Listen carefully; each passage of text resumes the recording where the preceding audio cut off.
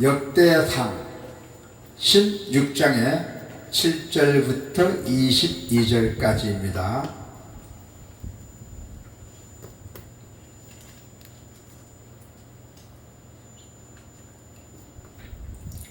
그날에 다윗이 아삽과 그의 형제를 세워 먼저 여호와께 감사하게 하여 이르기를, 너희는 여호와께 감사하며 그의 이름을 불려 아뢰며 그가 행하신 일을 만민 중에 알릴지어다. 그에게 노래하며 그를 찬양하고 그의 모든 기사를 전할지어다. 그의 성호를 자랑하라. 여호와를 구하는 자마다 마음이 즐거울지다. 여호와의 그의 능력을 구할지어다. 항상 그의 얼굴을 찾을지어다. 그의 종 이스라엘 후손 곧 택하신 야곱의 자손, 너희는 그의 행하신 기사와 그의 이적과 그의 입의 법도를 기억할지어다. 그는 여호와 우리 하나님이시라. 그의 법도가 온 땅에 있도다. 너희는 그의 언약 곧 천대에 명령하신 말씀을 영원히 기억할지어다. 이것은 아브라함에게 하신 언약이며 이삭에게 하신 맹세이며, 이는 야곱에게 세우신 율례 곧 이스라엘에게 하신 영원한 언약이라. 이르시기를, 내가 가나안 땅을 내게 주어 너의 기업의 지경이 되게 하리라 하셨도다. 그때에 너희 사람 수가 적어서 보잘것 없으며 그 땅에 객이 되어 이 민족에게서 저 민족에게로, 이 나라에서 다른 백성에게로 유랑하였도다. 여호와께서는 사람이 그들을 하기를 용납하지 아니하시고 그들 때문에 왕들을 꾸짖어 이르시기를, 나의 기름 부은 자에게 손을 대지 말며 나의 선지자를 해하지 말라 하셨도다. 아멘. 오늘 하나님의 말씀은 예배하는 성도 여러분께서 누구나 예배하는 자가 꼭 지켜야 할 세 가지의 찬양의 자세가 필요하다는 것입니다. 오늘 하나님의 말씀에 보면은 다윗이 아삽에게 맡긴 감사 찬양의 기록입니다. 다윗은 이 찬양을 통해서 하나님의 백성이 무엇을 기억하며 어떻게 찬양해야 하는지 가르쳐 주고 있습니다. 오늘 하나님의 말씀은 어떤 찬양의 자세를 요구하고 있을까요? 오늘 하나님의 말씀을 통해서 찬양의 세 가지를 자세히 살펴보겠습니다. 하나님의 자녀들은 그분의 능력과 존귀함입니다. 그리고 항상 사랑을 늘 진실된 모습으로 찬양을 해야 한다는 것이죠. 그의 성호를 자랑하라. 여호와를 구하는 자마다 마음이 즐거울지어다. 아멘. 하나님을 찬양하기 위해서는 입술로만 해서는 안 됩니다. 입으로만 해서도 안 되는 것입니다. 마음속 깊은 곳에서 사무치게 느껴지는 하나님의 은혜에 대한 그 감사가 넘칠 때, 바로 그때 진실한 찬양이 흘러나오게 된다는 것이죠. 오늘 하나님의 성호를 찬양하는 것은 그분의 인간을 향하여 행하신 사랑과 은혜에 대해서 감사의 마음으로 드리는 것입니다. 할렐루야! 하나님의 행하신 일을 세상에 선포해야 합니다. 할렐루야! 자, 7절부터 10절까지 볼까요? 그날에 다윗이 아삽과 그의 형제를 세워 먼저 여호와께 감사하게 이르기를, 너희는 여호와께 감사하며 그의 이름을 불려 아뢰며 그가 행하신 일을 만민 중에 알릴지어다. 그에게 노래하며 그를 찬양하고 그의 모든 기사를 전할지어다. 그의 성호를 자랑하라. 여호와를 구하는 자마다 마음이 즐거울지어다. 아멘. 여호와께 감사하고 그의 이름을 불러 아뢰며 그가 행하신 일을 만민 중에 알리는 선포로 시작되는 것입니다. 오늘 우리가 예배 드리기 전에 찬양했잖아요. 하나님을 아버지라 부르는 자는 좋은 일이 있을 것이라고. 네. 하나님께 노래하며 찬송하고 하나님이 행하신 모든 아주 귀한 일들을 선포하라고 분명하게 말씀했습니다. 오늘 이 찬양은 이스라엘 안에만 머무르지 않고 만민에게 전해져야 한다는 것이죠. 하나님이 행하신 그 놀라운 일들을 말하는 것입니다. 그것이 찬양의 핵심이에요. 찬양은 하나님의 이름을 자랑하는 것입니다. 할렐루야. 하나님이 어떤 분이고 어떤 일을 하셨는지 또 어떤 일을 행하셨는지 선포하라는 것입니다. 성도 여러분, 오늘 우리의 모습은 어떤 모습일까요? 우리가 여지껏 살은 모습이 과연 어떤 모습이냐는 얘기예요. 별 많아서 문지만 떨고 하는 것이 아니라 진정한 마음, 진실한 마음이라고 했어요. 우리 그리스도의 사랑은 하나님의 자녀된 은혜를 받았음에도 불구하고 우리는 그 은혜를 간직하고만 있어요. 나는 하나님께 구원받았다. 그렇게 간직하고 있다는 것이요. 행한 걸 실행을 안 하고 오랜 신앙생활로 인해서 하나님이 행하신 일들이 더 이상 놀랍게도 느끼지도 않다고도 느껴들기도 합니다.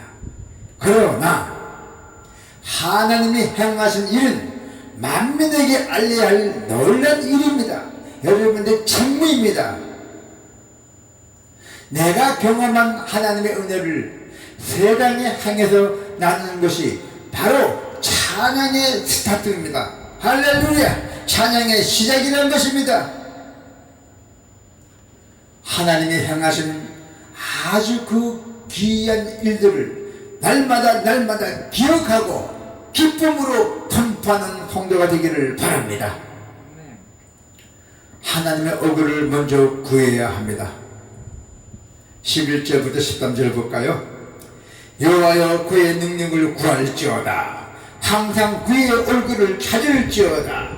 그의 종 이스라엘 후손 곧 택하신 야곱의 자손 너희는 그의 행하신 기사와 그의 이적과 그의 입의 법도를 기억할지어다. 아멘. 다윗은 여호와의 그의 능력을 구할지어다. 항상 그의 얼굴을 찾을지라고 선포했어요. 항상 하나님의 얼굴을 찾을지라고 선포했던 것입니다. 그래서 하나님이 행하신 기적들과 말씀을 기억하라고 명하셨어요. 기적과 말씀을 기억해야 하는 대상은 하나님의 종, 이스라엘의 후손, 곧 택하신 야곱의 자손입니다. 할렐루야. 여기서 항상은 이것이 특별한 순간의 행위가 아님을 말해주고 있습니다. 언제나 하나님의 얼굴을 구하는 것이 찬양하는 사람의 자세입니다. 할렐루야. 그의 능력을 구하는 것은 그분의 능력에 의지하여 살아가는 것을 의미한다는 것이죠. 찬양은 하나님의 위대하심을 높이는 동시에 그분께 나의 연약함을 의지하는 행위이기도 합니다. 내가 연약할 때 하나님께 구하고 의지한다는 것이죠. 우리는 예배의 자리에서 하나님의 얼굴을 구하다가도 일상으로 돌아오면 또 잊고 살아갑니다. 예배실에는 열심히 듣고 찬양도 하고 하나님의 형상도 그리지만은 예배 끝나면 일상으로 돌아가면은 또 우리가 하나님 잊고 살아간다는 것이죠. 그게 우리 인생입니다. 그러나 오늘 하나님의 말씀을 잘 경청해서 우리는 어디 가든 하나님의 말씀 또 하나님을 우리 가슴속에 있다는 것을 잊지 마시기를 바랍니다. 우리는 예배에서 오늘 나온 이 예배 자리에서 하나님의 집에서 진실해야 한다는 것이죠. 예배가 진실해야지 하나님이 받습니다. 어려울 때는 우리가 하나님을 찾지만 모든 것이 잘 풀리고 또 우리가 모든 것이 아주 형통하게 될 때 그분의 오글을 구하는 일에 소홀하게 됩니다. 이집 때도 있다는 것입니다. 내가 잘 나갈 때는 내가 잘해서 그런 거지. 또 내가 궁핍하고 내가 어려울 때는 하나님을 구하고 우리 것이 인간의 본능입니다. 그러나 우리는 오로지 하나님 한 분만 믿고 믿음으로 살아가는 것이 우리 인생으로 바꿔가는 것이 우리 진실한 마음입니다. 그것이 바로 진실한 성도입니다. 하나님의 언약을 기억해야 합니다. 하나님의 언약. 이 성경은 1.1획도 안 틀립니다. 하나님의 말씀은 언젠가 이루어질지어다. 할렐루야. 14절부터 22절 한번 볼까요? 그는 여호와 우리 하나님이시라. 그의 법도가 온 땅에 있도다. 너희는 그의 언약 곧 천대에 명령하신 말씀을 영원히 기억할지어다. 이것은 아브라함에게 하신 언약이며 이삭에게 하신 맹세이며 이는 야곱에게 세우신 율례 곧 이스라엘에게도 하신 영원한 언약이라. 이르시기를 내가 가나안 땅을 내게 주어 너의 기업의 지경이 되게 하리라 하셨도다.